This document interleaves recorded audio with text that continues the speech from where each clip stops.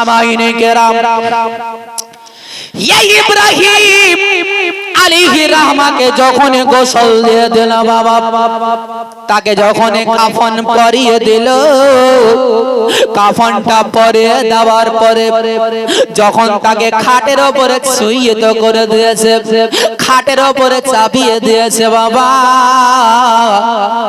আর এই খাটের উপরে চাপিয়ে দিয়ে আমরা 4 জনা মিলে ওই লাশটাকে ঘাড়ে করে নিয়ে আমরা হাঁটি। কজনায় ঘাড়ে লাই? 4 জনাতে লাই না, 4 জনাতে ঘাড়ে লাই। কে দয়ার নবীজি তোমার মতো কেউ তো হবে না, তারে ভুলে যেও না গো, তারে ভুলে যেও না। জোরে বলুন সুবহানাল্লাহ। কে দয়ার নবীজি তোমার মতো কেউ তো হবে না, তারে তারে তারে ভুলে যেও না গো, তারে ভুলে যেও না, তারে ভুলে যেও না গো, তারে ভুলে যেও না। কে 4 জনাতে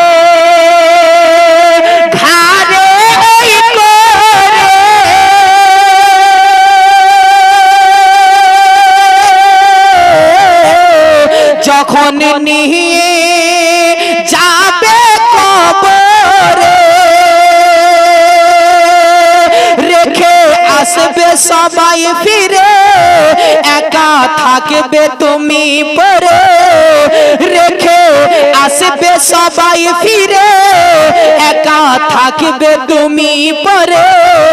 সেদিন নবী ছাড়া আপন তোমার কেউ তো হবে না, তারে ভুলে যেও না গো, তারে ভুলে যেও না, তারে ভুলে যেও না গো, তারে ভুলে যেও না, তারে ভুলে যেও না গো, তারে ভুলে যেও না। জোরে বলুন সুবহানাল্লাহ। আপনাদের ব্যাটারি বোধহয় শেষ হয়ে গেছে, আর একটুকু বাকি আছে। হ্যাঁ, একটু মোহাম্মতে জোরে বলুন সুবহানাল্লাহ। কে রেখে কবরে ও গো সবাই ফিরিবে,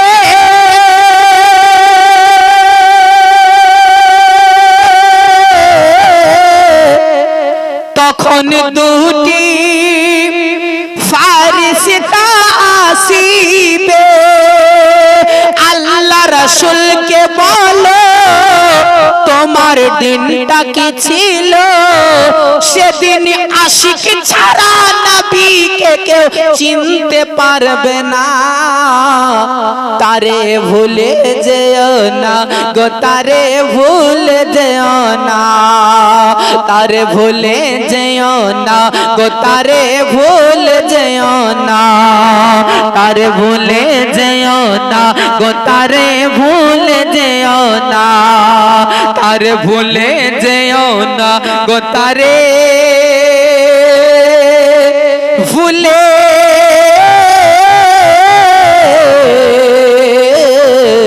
যেও না। সামাইনে কেরাম এই মতো ব্যক্তিকে যখন 4 জনাই ঘাড়ে করে নিয়ে যখন হাঁটে, তখন আমরা কি বলি? আল্লাহু রাব্বে। এটা বলে না, বলেন আপনাদের দিকে বলে, কিন্তু আসল আল্লাহু রাব্বে, আল্লাহু রাব্বে এটা ভাষা নয়, বাক্য এটা নয়। মৃত্যু ব্যক্তির পেছন পেছন আপনাকে বলতে বলতে যেতে হবে কি? আল্লাহু রাব্বি। এর অর্থ কি? আল্লাহ আমার প্রভু, আল্লাহ আমার সৃষ্টিকর্তা, এটা বলতে হবে। এটা আপনি কাকে বলছেন? যে মৃত্যু ব্যক্তি খাটে যে শুয়ে আছে, আপনি তাকে বলছেন, মৃত্যু ব্যক্তিকে বলছেন আল্লাহু রাব্বি, আল্লাহু রাব্বি, আল্লাহু রাব্বি। তাহলে মৃত্যু ব্যক্তির পেছনে এই কথাটা বলা ভালো না ভালো না? মৃত্যু ব্যক্তির উপকার হবে না হবে না? হ্যাঁ হে বেরাদার সামাইনে গ্রাম, আজকে আপনার বেটা যখন মাধ্যমিক দেয়, আপনাদের বেটা মাধ্যমিক দিয়েছে না দেননি? কাউরির দিয়েছে, আপনার না হোক অন্য ঝুনার দিয়েছে। ছেলে যখন মাধ্যমিক দেয় সকালবেলা নিয়ে উঠে মা কি করে ছেলের জন্য ভালো ভালো খাবার রান্না করে। আজকে আমার ছেলে জীবনের সবচাইতে বড় মূল্যবান পরীক্ষা দিতে যাবে, যে পরীক্ষাটা জীবনের সবচাইতে মূল্যবান পরীক্ষা, মাধ্যমিক পরীক্ষা। ছেলে যখন খাবার খায়, খাবার খাওয়ার পরে মা ছেলেকে শিক্ষা দেয়, বেটা তুমি পরীক্ষার হলটে যাবা, সেখানে ভালোভাবে পরীক্ষাটা দেবা, রেজাল্ট যেন খুব সুন্দর আসে। এই ছেলেটা যখন মাধ্যমিক দিতে যায় তখন একাই তাকে ছেড়ে দেয় না, ছেলেটার সঙ্গে হয়তো তার বাপ যায়, না হয় তার মা, হয়তো তার বড় বোন যদি থাকে তার বড় বোন ছেলেটার সঙ্গে মাধ্যমিকের হল পর্যন্ত তাকে ঘরের ভিতরে ভরে দেওয়া আগে পর্যন্ত তার সাথে সাথে তাকে বুঝায় যে ভাই তোমার জীবনের সবচাইতে বড় মূল্যবান পরীক্ষা। দিমাগটাকে এদিক ওদিক না ঘুরিয়ে ভালোভাবে লেখাপড়া করে ভালোভাবে তুমি কোশ্চেনটাকে বুঝবে, প্রশ্নটাকে বুঝবে, তারপরে উত্তরটা তুমি লিখবে। তাকে বুঝাই, ওই ছেলেটাকে বুঝাতে বুঝাতে পরীক্ষার হলটে তাকে ভরে দেয়। হে বেরাদার, এই মৃত্যু ব্যক্তিকে যখন আমরা ঘাড়ে করে নিয়ে থাকি তখন মৃত্যু ব্যক্তিকে আমরা শিক্ষা দিই কি, হে মৃত্যু ব্যক্তি শোনো, তোমাকে যে কথাটা বলছি তুমি একবার নিজের কান দিয়ে শোনো। মৃত্যু ব্যক্তিকে শুনতে পাই না? আপনি যতটা আমার কথাটা শুনছেন তার চাইতে 100 গুণ বেশি কবরে আপনার মৃত্যু ব্যক্তি আমাদের আওয়াজটাকে শুনতে পাচ্ছে। জোরে বলুন সুবহানাল্লাহ। 100 গুণ বেশি মৃত্যু ব্যক্তি শুনতে পাচ্ছে। মৃত্যু ব্যক্তি কথা বলতে পারে, মৃত্যু ব্যক্তি চিৎকার করে চিৎকার করতে পারে, মৃত্যু ব্যক্তি কান্নাও করতে পারে। বেরাদার সামাইনি গ্রাম, তো এই মৃত্যু ব্যক্তিকে আমরা বলছি ভাই তোমাকে তো কবরে রেখে যাব, এই কবরে বিশাল একটা তোমার পরীক্ষা হবে, বিশাল একটা পরীক্ষার হলটে তোমাকে ডাকতে যাচ্ছি। হে ভাই শোনো, এই পরীক্ষার হলটে যে তোমার পরীক্ষা হবে, এই পরীক্ষার পেপারে যে তোমার প্রশ্নটা আসবে, প্রথম প্রশ্ন, এই প্রথম প্রশ্নের জবাবটা তোমাকে শিখিয়ে দিচ্ছি কি, আল্লাহু রাব্বি আল্লাহু রাব্বি আল্লাহু রাব্বি। এই কবরের মধ্যে 3টা প্রশ্ন করা হয়, 3টা প্রশ্ন। মান রাব্বুকা, তোমার রবকে, তোমার আল্লাহকে। তখন আপনি যে তাকে বলেছিলেন আল্লাহু রাব্বি, আমার আল্লাহ হচ্ছে সৃষ্টিকর্তা, আমার খালিক ও মালিক। তখন ওই মৃত্যু ব্যক্তির কান দিয়ে কথাটা মনে পড়ে যাবে যে আমার পেছন পেছন তো বলতে বলতে আসছিল আল্লাহু রাব্বি আল্লাহু রাব্বি, আল্লাহ আমাদের প্রভু। তখন সঙ্গে সঙ্গে তার কথাটা ইয়াদ চলে আসবে, কবরের মধ্যে প্রথম প্রশ্নের জবাবটা দিয়ে দিবে। তাহলে মৃত্যু ব্যক্তির উপকার হলো আপনার এই কথাটাতে। তাহলে এই কথাটাতে যদি মৃত্যু ব্যক্তির উপকার হয় তাহলে বলা ক্ষতি নাই, বলা আপনার উপকার আছে এবং বলাটা ভালো। সামাইনে কিরাম, এই মৃত্যু ব্যক্তিকে যখন ঘাড়ে করে নিয়ে কবরের মধ্যে যখন তাকে জানাজার মাঠে নিয়ে যাওয়া হলো, জানাজার সামনে রেখে আপনার সমস্ত মানুষ কাতার ভাবে দাঁড়িয়ে গেল। আপনি বলছেন মাওলানা সাহেব আমার আব্বার জন্য কিছু আপনি বলে দেন, যে আমার আব্বা দুনিয়াতে যদি কোনো ভুল করেছিল, দেনা পাওনা ছিল, মাওলানা আপনি একটু বলে দেন আমার আব্বাকে যেন মাফ করে দেয়। মাফ করবে তোমার বাপকে? তোমার বাপ তো ছোট থেকে বড় পর্যন্ত লোকের কাছে সুদ খেয়ে জ্বলে গেল, লোকের কলিজাকে ছিঁড়ে ছিঁড়ে বাহির করে, লোকের গরিব মানুষের রক্তকে চুষে চুষে আজ খাটে শুয়ে আছে আর বলছে তার বেটা যে মাওলানাকে বলছে মাওলানা সাহেব আমার বাপের জন্য বলে দেন যেন আমার আব্বাকে ক্ষমা করে দেয়। ক্ষমা করবে কেউ? হ্যাঁ ক্ষমা করবে? হে বেরাদার সামাইনে গ্রাম, আমরা মাওলানাদের উপরে নিজের কথাটাকে আমরা প্রাধান্য দেই বেশি, বলি না হে মাওলানা এই কাজটা করেন, হে মাওলানা এই কাজটা আপনারা আপনি লয় আমরা করব, আমরা নির্ধারণ করব। কিন্তু এই কাজগুলো করা, আপনি যদি কোনো একটা এমএলএ এর কাছে যান, এমএলএ এর দরবারে যদি যান, তো আপনি এমএলএ এর কাছে গিয়ে আপনি এমএলএ এর দিকে আঙুল তুলে কথা বলতে পারবেন? আপনার আঙুলকে দুমড়ে ভেঙে দিবে একবারে, ওর বডিগার্ড গুলো ভেঙে দিবে। আপনার বাপের দিকে আঙুল তুলে কথা বলতে পারেন না, আপনার বেটা আপনার বাপ আপনাকে এক কাঠা জমি দিবে না, এই জন্য আপনি বলতে পারেন না। আপনার মায়ের দিকে আপনি আঙুল তুলে কথা বলতে পারবেন না, যে আপনার মা যদি আপনাকে অভিশাপ দিয়ে দেয় তো আপনি জান্নাত তো জান্নাত, আপনি জান্নাতের খুশবু পর্যন্ত পাবেন না। কিন্তু আজকে মৌলবীর দিকে আমরা আঙুল তুলি কথা বলি, বলি না? ও মাওলানা সাহেব, এই কাজটা করেন। তো মাওলানার উপরে কথা বলা একেবারে হারাম হারাম হারাম। কেউ যদি মাওলানার উপরে কথা বলে, মাওলানাকে কোনো মানে আপনার কথা বলে যে আপনাকে এই কাজটা করতেই হবে, আমার নবী মুস্তাফা সাল্লাল্লাহু তাআলা আলাইহি ওয়াসাল্লাম বলেছেন, আল উলামা ওয়ারাসাতুল আম্বিয়া। আপনি যেমন বাপের আপনি জায়গা জমির অংশীদার, আমার নবী মুস্তাফার সুন্নাতের অংশীদার হচ্ছে আলেমে দ্বীন। জোরে বলুন সুবহানাল্লাহ।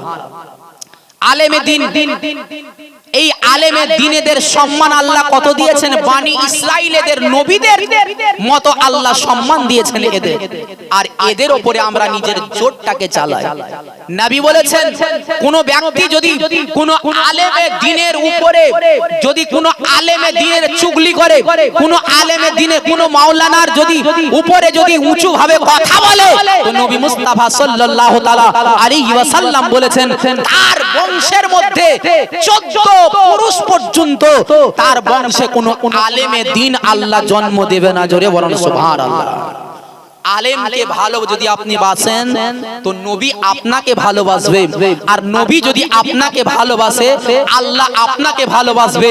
আল্লাহ যদি আপনাকে ভালোবাসে, তাহলে আমার আল্লাহ আপনাকে ইনাম এটাই দেবে। আল্লাহ বলছেন যে তোমার জন্য আমি একটা সুন্দর ঘর তৈরি করেছি, এই ঘরে তোমাকে আমি রেখে দেবো। যদি বলেন সুবহানাল্লাহ। কেউ যদি আলেমের হাতে হাত দেয়, সে একটা আল্লাহর ওলির হাতে হাত দিল। কেউ যদি ওলির হাতে হাত দেয়, সে নবীর হাতে হাত দিল। কেউ নবীর হাতে হাত দিলে সে ব্যক্তি আল্লাহর কুদরতি হাতে হাত দিল। আর আল্লাহর হাতে কুদরতি হাতে যদি কেউ হাত দেয়, এর মতো ভাগ্যবান আর পৃথিবীতে কেউ আছে? তো একজন আলেমে দ্বীনের হাতে হাত যদি আমরা দিই, আর মনের সাথে মনের মিল যদি না হয়, তো ওই হাত দিয়ে লাভ আছে? মুসাফা করি লাভ আছে? ইয়াগফিরুল্লাহু লানা ওয়া লাকুম ফিদ দুনিয়া ওয়াল আখিরাহ। যে আপনার এই জগতের এবং পরজগতের সমস্ত গুনাহ আপনার ও আমার যেন maaf করে দেয়, এই কথাটা যে আমরা বলছি, তাহলে আমরা মনের মধ্যে যদি আমাদের মিল না থাকে, তাহলে কি আপনার গুনাহ আমার গুনাহ maaf হবে? বেরাদার সামাইনে গ্রাম, এই আলেমে দ্বীনের সম্মান বাদশা, বড় বড় বাদশাদের যতটা সম্মান না আছে, আল্লাহ তার চাইতে বেশি বেশি সম্মানে একটা আলেমে দ্বীনের দিয়েছে। জোরে বলুন সুবহানাল্লাহ। একজন আলেমে দ্বীন আপনার বাপের জন্য দোয়া করবে কে? একজন মসজিদের ইমাম করবে। আপনার মায়ের জন্য দোয়া করবে কে? একজন মসজিদের ইমাম করবে। আপনার আপনার মানে জীবনটাকে শুধরাবে কে? একজন মসজিদের ইমাম করবে। হে বেরাদার সামাইন ইকরাম, তাহলে এই মসজিদের ইমামের, আজ তো আমরা 1 ঘন্টা 1.5 ঘন্টা 2 ঘন্টা বলি, আমরা নিজের পকেট পূজা করে চলে যাব, কিন্তু আপনার বাপের কবর জিয়ারত করার জন্য যদি আমাকে ডাকেন, তো আমি 300 কিলোমিটার দূর থেকে আসবো। তো আপনার বাপের কবরে কে যাবে? মাওলানা সাহেব যাবে আপনার বাপের কবরে। তাহলে আমার চাইতে ইনাকে বেশি ভক্তি করতে হবে, করতে হবে না? যেহেতু ইনার পেছনে আপনি ইক্তেদা করছেন, তো ইনাকে যদি আপনি ভালোবাসেন, তো নবী আপনাকে ভালোবাসবে। সামাইনে গোরাম, এই মৃত্যু ব্যক্তিকে লিখে দেওয়া হয়েছে, ইমাম সাহেব যেন দাঁড়িয়ে দাঁড়িয়ে যখন বাবা ইমাম সাহেবের সামনে দিকে যেন একটা লাশ রেখে দেওয়া হয়েছে, একটা বডি রেখে দেওয়া হয়েছে, একটা চারপাই খাটলির মধ্যে একটা লাশ খানা রেখে দেওয়া হয়েছে। এই ইমামের আগে কেউ হতে পারে না। ইমামের আগে যদি কেউ হতে চাহে, ইমামের আগে যদি কেউ হতে যায়, ইমামের আগে যদি কেউ মনে করে ইমামের আগে আমি যাব, তাহলে ওই ব্যক্তি মুর্দার ছাড়া কিছু হতে পারে না। ইমামের আগে কে থাকে? কে থাকে ইমামের আগে? লাশ থাকে। তো আপনি যদি মনে করেন যে আমি ইমামের আগে যাব, তাহলে আপনি কি হবেন? লাশ হয়ে যাবেন। আপনি জিন্দা থাকবেন না। আপনি জিন্দা তো থাকবেন, কিন্তু আপনার বডিতে কিছু থাকবে না, সব বেরিয়ে যাবে, একটা লাশের মতো আপনি হয়ে যাবেন। সামাইনে গরম এই মুর্দাটাকে ঘাড়ে করে নিয়ে সেখান থেকে যখনই কবরের দিকে যাবে গো, এই মুর্দা ব্যক্তি যেন কান্না করে, খাটের মধ্যে শেষ হয়ে কান্না করে। এই মুর্দা ব্যক্তিকে ঘর থেকে বাহির করে নিয়েছে, মুর্দা ব্যক্তি কান্না করে, ওগো সোনা আমাকে তোমরা কোথায় নিয়ে যাচ্ছ? এত সুন্দর ভাবে একটা অট্টালিকা তৈরি করেছে, এত সুন্দর ভাবে একটা আমি ঘর তৈরি করেছে, এই মায়ার ঘর থেকে তোমরা আমাকে কোনোদিন নিয়ে যেও না। আর মৃত্যু ব্যক্তি যদি ইমানদার হয়, নামাজি যদি হয়, রোজাদার যদি হয়, দরুদ পড়নেওয়ালা যদি হয়, ইমামকে ভালোবাসনেওয়ালা যদি হয়, তাহলে এই মুর্দা ব্যক্তি বলবে আমাকে এই জগতে আর রাখিও না, তাড়াতাড়ি করে আমাকে ঘাড়ে করে নিয়ে ওই কবরের মধ্যে নিয়ে চলো।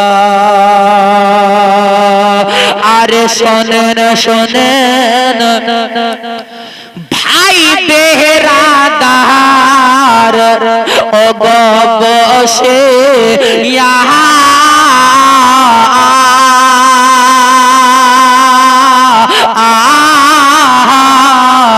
আরে মুর্দা ব্যক্তি কি রূপে যায় কান্দিয়া, কাফন পরায়া মুর্দা ব্যক্তি ও গো চলে লা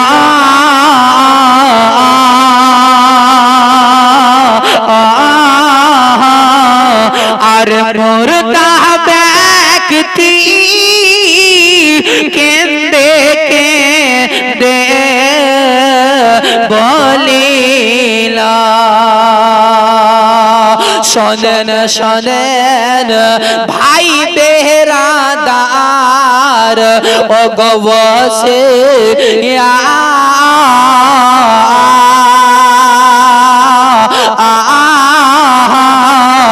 আরে মুর্দা ব্যক্তি কি রূপে যায় কান্দিয়া, আর যে চরজনা লয়ে যাবে আমাকে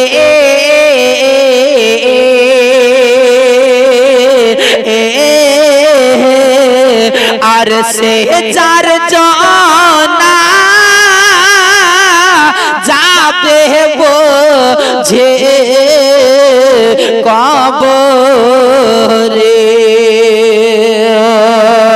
অবশেষে সেই চার জনা ও গো গেল না,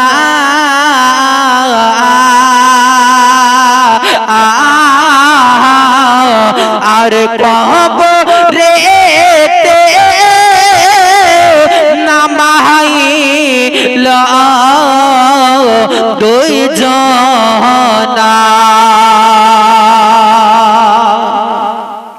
সেই দুই জনা যখন কি নারায় গোঠে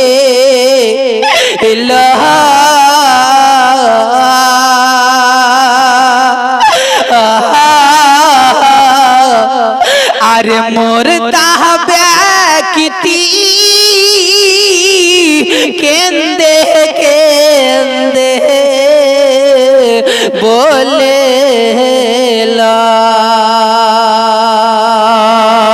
আরে কোথায় রয়েছ প্রাণের আমি জান ও গো বসিয়া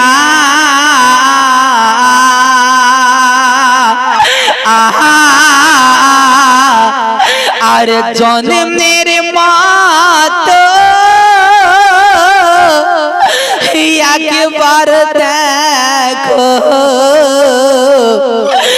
আসিয়া বেরাদার এই মুর্দা ব্যক্তিকে এই ইব্রাহিম আলাইহির রহমাকে যখন তার সন্তান নিয়ে কবরের কাছে পৌঁছে গেল এই কবরে নামিয়ে দেওয়ার পরে যখন সবাই মিলে চলে এলো হাদিস শরীফের মধ্যে বলছে যখনই কোনো মানুষ 40 কদম এগিয়ে যায় তখন এই মুর্দা ব্যক্তিকে কবরের মধ্যে উঠিয়ে বসিয়ে দেওয়া হয় আর মুর্দা ব্যক্তিকে কবরে শুইয়ে দেওয়ার পরে যারা কবরের উপরে হাঁটাহাঁটি করে কবরের উপরে চলাচলি করে কবরের উপরে দৌড়াদৌড়ি করে আমার নবী মুস্তাফা বলেছেন যে ওই কবরবাসী কবরে শুয়ে শুয়ে ওই মানুষের পায়ের আহারটা তারা শুনতে পায় যারা কবরে হাঁটে তাদের পায়ের আওয়াজটাকে আপনি শুনতে পান না কিন্তু কবরবাসী কবরে শুয়ে শুয়ে শুনতে পায় সামাইনে কেরাম এই ইব্রাহিম আলাইহির রহমাকে যখন কবরে রেখে দিয়ে সবাই মিলে বাড়ি চলে এলো বাড়িতে আসার পরে বেটাটা বাক্সটাকে ভাঙলো এই বাক্সের মধ্যে আপনার 50,000 টাকা রাখা আছে এই 50,000 টাকাটাকে বাহির করে আপনাদের সুরুডি এই গ্রামের আপনার জামে মসজিদের ইমাম সাহেবের কাছে গেল যাওয়ার পরে বলছে হুজুর ওগো হুজুর আপনার কাছে একটা মশলা জিজ্ঞাসা করতে এসেছে হুজুর গো আমার আব্বা মরার আগে আমাকে বলে গেছিল এই 50,000 টাকা আমার আব্বা রেখে গেছে এই টাকাটাকে আল্লাহর রাস্তায় খরচা করতে বলেছে ওগো হুজুর আপনি একটু মশলাটা বলে দেন এই টাকাটা কোন রাস্তায় খরচ করতে গেলে এই টাকার স্বভাবটা আমার আব্বার কবরে পৌঁছাবে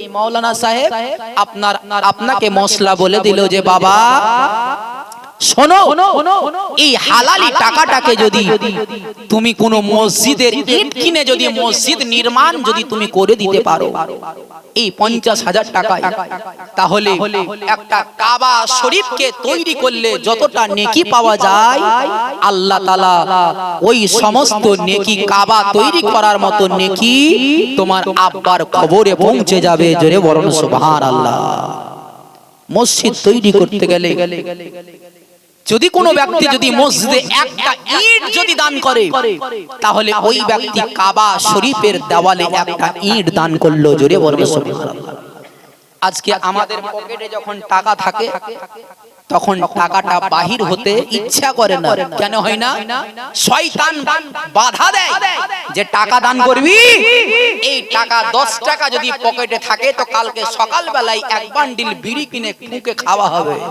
টাকাটা রেখে দে টাকা খরচ করতে হবে না মিলাদে টাকা দিতে হবে না এ বেরাদার সামাইনে কেরাম এইখানে আদায় করেছিলাম তো অনেক টাকা আদায় হয়েছিল কিন্তু এখানে অল্প হয়েছে বেরাদার সামাইনে কেরাম যতটা মানুষ আপনারা বসে আছেন এই জায়গাতে আপনাদের কাছে 500 1000 3000 4000 টাকা অন্যান্য জায়গাতে 30,000 50,000 টাকা করে এক জনাতে দেয় 50,000 60,000 টাকা করে অন্য জায়গায় আমরা যখন আদায় করি আপনাদেরকে বলবো না আপনাদের মানে আপনারা মানে পরিশ্রমিক মানুষ আপনারা দিনের বেলায় পরিশ্রম করে কিছু টাকা আপনারা সঞ্চয় সঞ্চয় করে। এ বেরাদার, নবীর মাহফিলে আল্লাহর ওয়াস্তে আল্লাহকে রাজি করার জন্য নবীর মোহাম্মতকে সিনায় নিয়ে আপনারা আর 100 টাকা করে যতটা মানুষ বসে আছেন মাত্র 100 টাকা করে দিতে পারবেন না?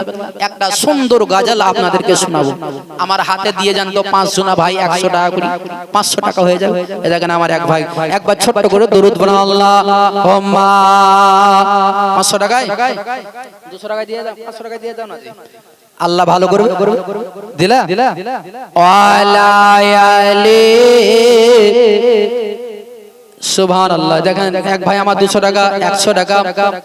এ দেখেন আমার চাচা 100 টাকা, এ সুবহানাল্লাহ 100 টাকা। এ দেখেন আমার ভাই 200 টাকা, আমার চাচা 50 টাকা দিয়েছে, সুবহানাল্লাহ। আল্লাহ তাআলা যেন দানকে কবুল করেন। 100 ভাই 100 টাকা। এ দেখেন আমার চাচা কত, 200 টাকা, 200 টাকা, সুবহানাল্লাহ। একবার নারা লাগা দাও, নারায়ে তাকবীর। জোরে লাগান, জোরে জোরে, নারায়ে তাকবীর, নারায়ে তাকবীর, নারায়ে রিসালাত, নারায়ে রিসালাত। 100 200 50 টাকার দাতা, নারায়ে তাকবীর। একবার হাত তুলে দোয়া করুন, আল্লাহু আমিন। আল্লাহুম্মা সাল্লি আলা সাইয়্যিদিনা শাফিনা হাবিবিনা মাওলানা মুহাম্মদ বারিক ওয়া সাল্লিম সাল্লু আলাইহি সাল্লাতু ওয়া সালাম আলাইকা রাসূলুল্লাহ। ইয়া রাব্বুল আলামিন, মাওলা গো, তোমার বান্দারা যারা 200 টাকা, 100 টাকা, 500 টাকা দান করেছে মাওলা, ইয়া রাব্বুল আলামিন, যদিও দান অল্প, তাদের দিলটা অনেক বড়। ইয়া রাব্বুল আলামিন, দানের দিকে লক্ষ্য না করে দিলের দিকে লক্ষ্য করে আল্লাহ তাদের দিলের দরজাকে লম্বা চওড়া করে দিয়ে, আল্লাহ তাদের ঈমানটাকে তুমি লম্বা চওড়া করে দিয়ে, আল্লাহ তাদের ঈমানটাকে ফাওলাদের মতো তুমি মজবুত বানিয়ে দাও। আল্লাহ তাদের আব্বা মা, আত্মীয় স্বজন, পূর্বপুরুষ যারা ইন্তেকাল করে কবরে নিচে চলে গেছে, ওগো আল্লাহ, এই সমস্ত টাকার ওসিলা দিয়ে আল্লাহ গো তাদের সমস্ত কবরের মধ্যে তুমি পৌঁছিয়ে দাও। আমিন আমিন, আল্লাহ আমিন আমিন। মোদের দোয়া কবুল করো রব্বুল আলামিন। আমিন সুম্মা আমিন। বাহকিলা ইলাহা ইল্লাল্লাহু মুহাম্মাদুর রাসূলুল্লাহ সাল্লাল্লাহু আলাইহি ওয়াসাল্লাম। কে দয়ার নবী, সুবহানাল্লাহ। দেখেন আমার এক ভাই 500 টাকা দিয়েছে, আমার মোদি চাচার তৈরি করা টাকলা নোট 500 টাকা। জামাই, সুবহানাল্লাহ। তো জামাই হলে তো আর 500 টাকা দিতে হতো জি। তো আগে কেন বলেন না আপনারা? জামাই মানুষ 500 টাকা দিয়ে চলে গেল, ফাঁকি দিয়ে আর 500 টাকা, আর 500 টাকা চলে আসতো, সুবহানাল্লাহ। দেখেন আবার 500 টাকা দিতে আসবে। কে দয়ার নবী, জীবনে একবার গো স্বপ্নে দেখ, স্বপ্নে আমায় দেখা দাও গো। নবীকে আপনারা স্বপ্নে দেখবেন না? স্বপ্নে দেখবেন না, দেখবেন না নবীকে আপনারা? তো নবীর মোহাম্মতে জোরে বলুন সুবহানাল্লাহ। আর যদি আপনার সুবহানাল্লাহটা কবুল হয়ে যায়, তো আজকে রাত্রে বেলাতেই আপনি শুয়ে শুয়ে নবীর সঙ্গে দিদার করতে পারেন। একটু সাউন্ডটাকে একটু বাড়িয়ে দেন দাদা। কে দয়ার নবী, জীবনে একবার গো স্বপ্নে আমায় দেখা দাও গো। তোমার ওসিলায় শান্তি পাবো, আর হেসে হেসে আমি জান্নাত যাব।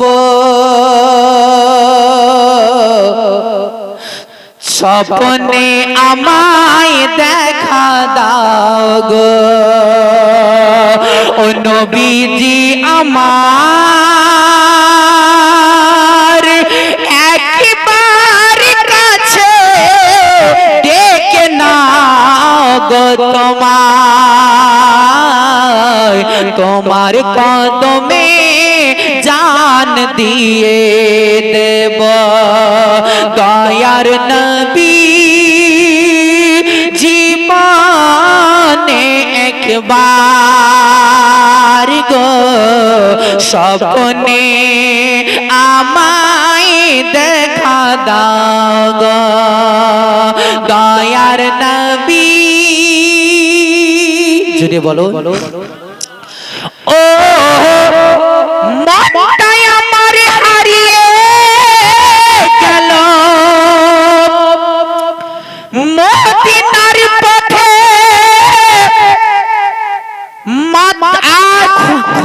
যে ভাই খোদার রহমত ঝরে দিনে রাতে বলো দয়াময় আর কতদিন দুঃখের দরিয়ায় আমি ভেসে বেড়াবো স্বপ্নে আমায় দেখা দাও গো দয়ার নবী জীবনে একবার গো স্বপ্নে আমায় দেখা দাও গো মনটা আমার হারিয়ে গেল মদিনার পথে যে ভাই খোদার রহমত ঝরে দিনে রাতে দয়াময় বলো দয়াময় আর কতদিন দুঃখের দরিয়ায় আমি ভেসে বেড়াবো স্বপ্নে আমায় দেখা দাও গো দয়ার নবী জীবনে একবার গো স্বপ্নে আমায় দেখা দাও গো সুরে বলুন সুবহানাল্লাহ কে আশরাফুল আম্বিয়া করে পাঠালেন তোমায় তোমার উম্মত হয়ে জীবন ধন্য আমার জোরে বলুন সুবহানাল্লাহ কে আশরাফুল আম্বিয়া করে পাঠালেন তোমার উম্মত হয়ে জীবন ধন্য আমার হয়নি হবে না হয়নি হবে না তোমার তুলনা তোমার কদমে কুরবান করিব স্বপ্নে আমায় দেখা দাও গো দয়ার নবী যে মান একবার গো স্বপ্নে আমায় দেখা দাও গো ও নবীজি আমায় একবার কাছে ডেকে নাও গো তোমায় তোমার কদমে জান দিয়ে দেব দয়ার নবী জীবনে একবার গো স্বপ্নে আমায় দেখা দাও গো বিরাদার মৌলানা সাহেব ফতোয়া দিলেন মশলা বলে দিলেন যে মসজিদে দান করো মসজিদে দান করতে গেলে কাবা শরীফকে নির্মাণ করতে গেলে যতটা নেকি তোমার আব্বার কবরে পৌঁছে যাবে ছেলেটা সেখান থেকে বেরিয়ে ওক্তিয়া মসজিদে এলো আসার পরে মাওলানাকে বলছেন মাওলানা এই মাওলানা সাহেবদের দিকে দেখবেন এদের চারিদিকে দোষ মাওলানাদের আজ যদি মাওলানা সাহেব রাস্তা দিয়ে হেঁটে যায় আর কিছু মা বোনেরা বেড়ি বাঁধে আপনাদের দিকে বাঁধে